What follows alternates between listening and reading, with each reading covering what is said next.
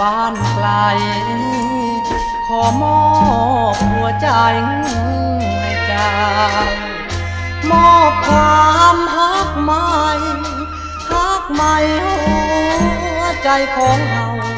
เอาความหลังครั้งเคยโง่เขลา